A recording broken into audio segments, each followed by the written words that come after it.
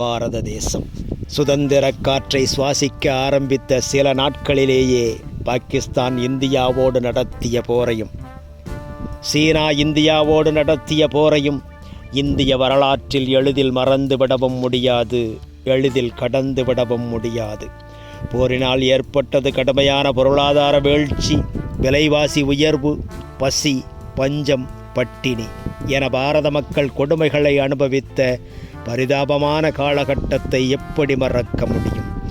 வியாபாரம் செய்ய வந்த வெள்ளைக்காரன் பாரதத்தின் செல்வங்களை எல்லாம் கொள்ளையடித்து சுரண்டி தின்றுவிட்டு வறுமையை நமக்கு வழங்கிவிட்டு சென்றது மட்டுமல்ல, ஒற்றுமையாக இருந்த பாரத உறவுகளுக்குள் பகைமையை வளர்த்து என்றைக்கும் பாரதம் நிம்மதியாய் இருக்கக்கூடாதென தேசபக்தர்கள் எதிர்ப்பையும் மீறி பாரதத்தின் அன்றைய சில தலைவர்கள் தலையாட்ட பாகிஸ்தானை பிரித்து நாம் பங்காளியாய் பார்த்தாலும் பகையாளியாகவே நம்மை நடத்தும் பாகிஸ்தான் ஒருபுறம் சண்டையிட, இந்தியாவை இணைத்துவிட வேண்டும், சிவப்பாக மாற்றிவிட வேண்டும் என பல ஆண்டுகளாக சதித்திட்டம் தீட்டி வந்த சீனாவும் போர் தொடுக்க 2 யுத்தங்களால் பசி, பஞ்சம், பட்டினி 1947 நாடு விடுதலையடைந்து பல சமஸ்தானங்கள் இணைக்கப்பட்ட சமயத்தில் ஜம்மு காஷ்மீர் ராஜ்யத்தை தங்களோடு இணைக்க இந்தியாவிற்கும் பாகிஸ்தானுக்கும் கடும் போட்டி நிலவியது.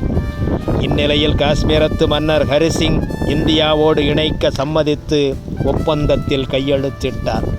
பாகிஸ்தான் இராணுவம் இதை பொறுக்க முடியாமல் காஷ்மீரத்தின் பகுதிகளில் பஸ்தூன் ஆதரவாளர்களின் கிளர்ச்சிகளை நடத்தியது. பாகிஸ்தானுக்கும் இந்தியாவுக்கும் நடைபெற்ற போரில் பாகிஸ்தான் இராணுவத்தில் 6000 வீரர்கள் கொல்லப்பட்டனர், 14000 வீரர்கள் காயமடைந்தனர். இந்திய இராணுவம் 1500 வீரர்களை இழந்தது, 3500 வீரர்கள் காயமுற்றனர். ஐநா சபையின் தலையீட்டில் போர் முடிவுக்கு வந்தது.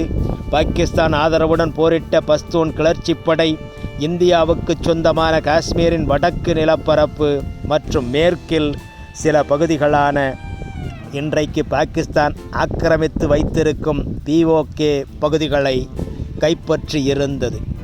போர் இன்னும் சில நாட்கள் மட்டும் நீடித்திருந்தால் இந்தியாவிற்கு சொந்தமான காஷ்மீர் பகுதிகளை இந்திய இராணுவம் மீட்டெடுத்திருக்கும்.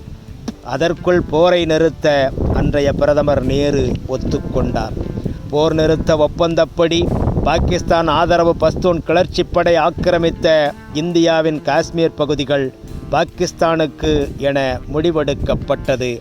அமைதி விரும்பியான பிரதமர் நேரு அவர்களும் அப்படியே ஏற்றுக்கொண்டார். அன்று நம் பிரதமர் நேரு அவர்கள் போரை தீவிரப்படுத்தாமல் விட்டு கொடுத்ததால்தான் பாகிஸ்தான் ஆக்கிரமிப்பு காஷ்மீர் பகுதிகளில் இன்றளவும் தீவிரவாத முகாம்கள் அமைத்து ஆயுத பயிற்சிகளை கொடுத்து இந்தியாவிற்கு எதிரான பயங்கரவாத செயல்களை இன்றளவும் நடத்துகிறது பாகிஸ்தான் இராணுவம். நேரு அன்றே இதை தடுத்திருக்க போரை தீவிரப்படுத்தி நாம் இழந்த காஷ்மீர் பகுதிகளை பிடித்திருந்தால் இன்றைக்கு இந்தியாவிற்கு இந்த பிரச்சனைகள் இருந்திருக்காது. பாகிஸ்தான் தாக்குதல் ஒருபுறம் இருக்க சீனாவின் அட்டூழியம் தொடர்ந்து கொண்டிருக்கிறது. சீனா எல்லை பிரச்சனை பல நூற்றாண்டுகளாக தொடர்ந்து கொண்டிருக்கிறது. 1842 சீக்கிய கூட்டமைப்புகளின் ஆளுகைக்கு உட்பட்ட பகுதிகள்தான் லடாக்கும் பெரும்பாலான வட இந்திய பகுதிகளும்.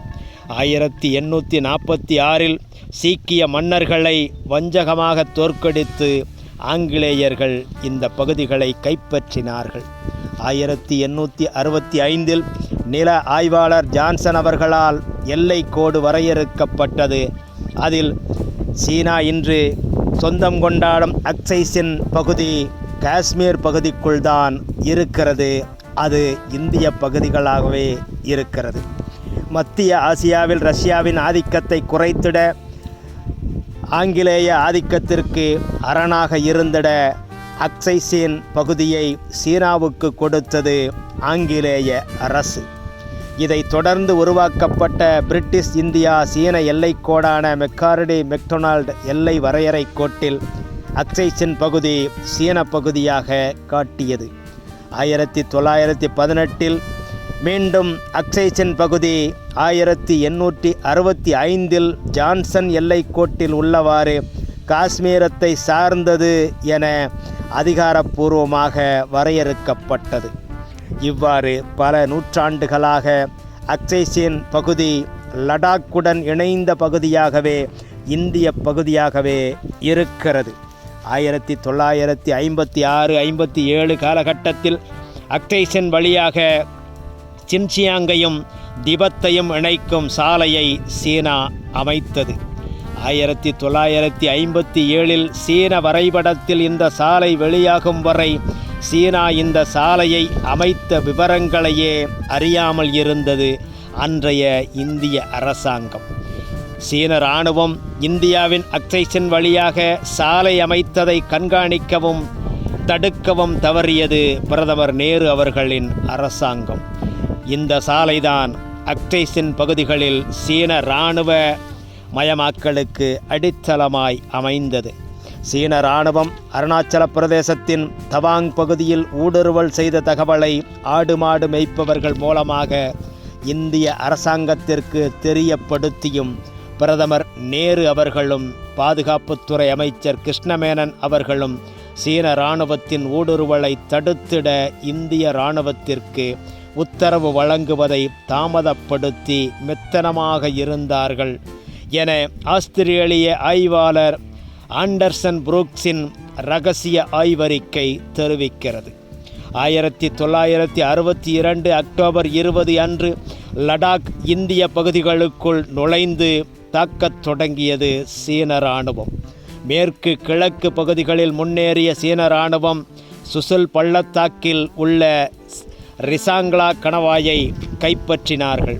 கிழக்கு பகுதியில் அருணாச்சல பிரதேசத்தின் தவாங் பகுதியையும் கைப்பற்றினார்கள். 1962 நவம்பர் 20 சீனா தானாகவே போர் நிறுத்த அறிவிப்பு செய்தது. பல பகுதிகளில் இருந்து பின்வாங்குவது போல் நாடகம் நடத்தியது. ஆனால் அக்சைசின் பகுதியில் இந்தியாவிற்கு சொந்தமான 38,000 சதுர கிலோமீட்டர் பரப்பளவை அபகரித்து கொண்டது சீன இராணுவம். அன்றைய பிரதமர் நேரு அவர்கள் இந்திய அக்சைசின் பகுதியில் சீன இராணுவம் சாலை அமைத்ததை தடுக்காமல் விட்டதாலும் அருணாச்சல பிரதேச பகுதிகளில் சீன இராணுவம் ஊடுருவல் செய்வது தெரிந்தும் ஊடுருவலை தடுக்க இந்திய இராணுவத்திற்கு உத்தரவு வழங்க தாமதித்ததாலும் இந்திய நிலப்பரப்பான அக்சைசின் பகுதியில் 38,000 சதுர கிலோமீட்டர் சீனா அபகரித்தது. அமைதியை விரும்பிய பிரதமர் ஜவஹர்லால் நேரு அவர்களின் ஆட்சி காலத்தில் காஷ்மீரின் ஒரு பகுதி பாகிஸ்தான் கைப்பற்றியது. அதுதான் பாகிஸ்தான் ஆக்கிரமிப்பு காஷ்மீர், அதாவது POK என்றழைக்கப்படுகிறது. 38,000 சதுர கிலோமீட்டர் இந்திய அக்சைசின் பகுதியை சீனா கைப்பற்றியது. பாகிஸ்தானும் சீனாவும் இந்தியாவை அழித்துவிட துடிக்கின்றன. அதனால்தான் எல்லை பகுதிகளில் தொல்லை கொடுத்து கொண்டே இருக்கின்றனர்.